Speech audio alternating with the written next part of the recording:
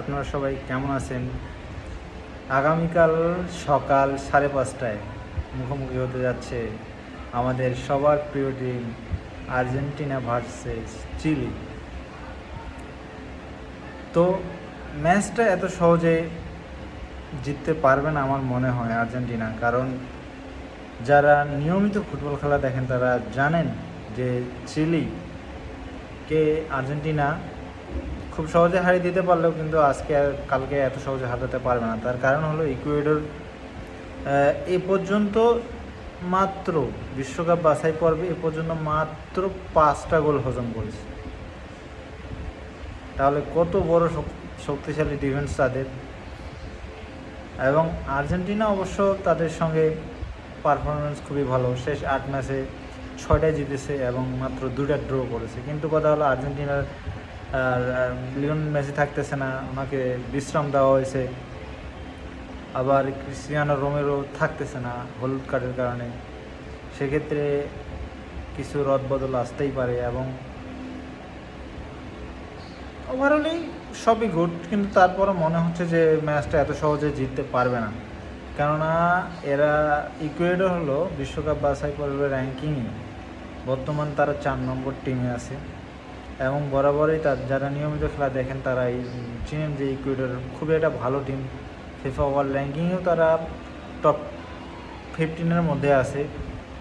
So তারা একটা good team.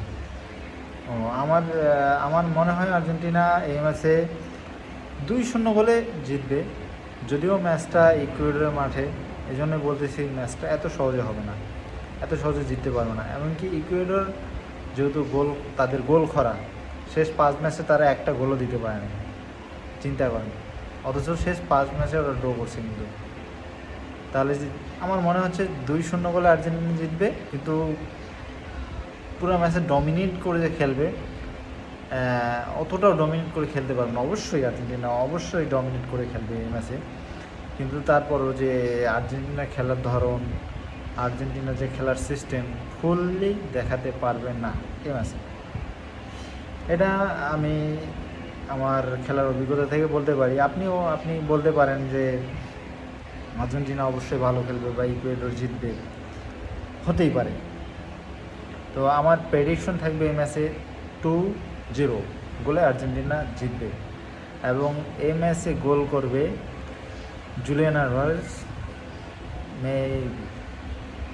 Alvarez 50% chance গোল করার।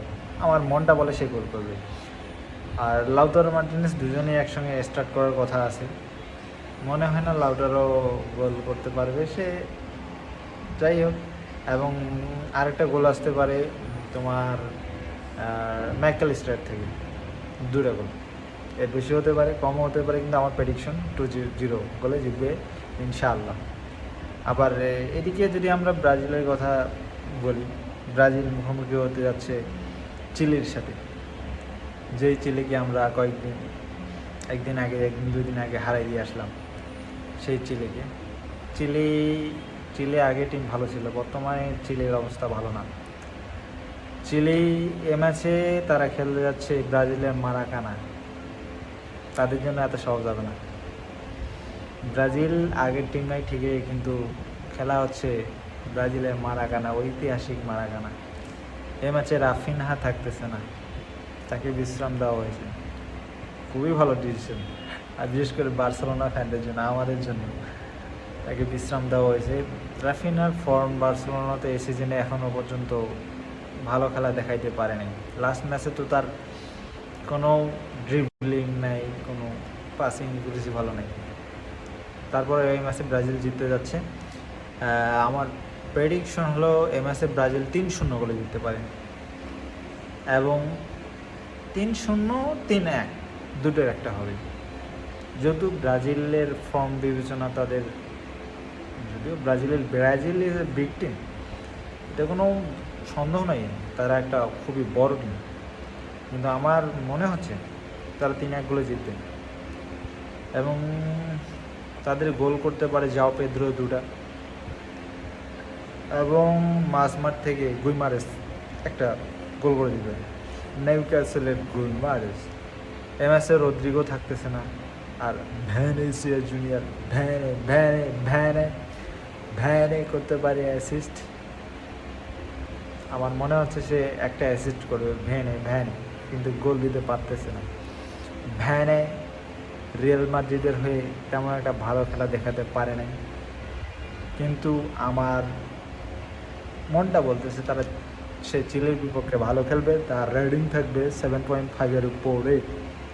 অন্যদিকে গ্যাব্রিয়েল মার্টিনেলি থাকবে ভালো ভালো প্লেয়ার, অবশ্যই গুড প্লেয়ার, সেও ভালো খেলবে, প্রত্যেকটা প্লেয়ারই ভালো খেলবে। আমি বললাম চিলি আর আগে টিম নাই, সেই চিলি মেসিকে কাদায় কোপা আমেরিকা নিয়েছিল। একেবারে বাজে অভিজ্ঞতা, বিশেষ করে আর্জেন্টিনা ফ্যানদের জন্য ছিল।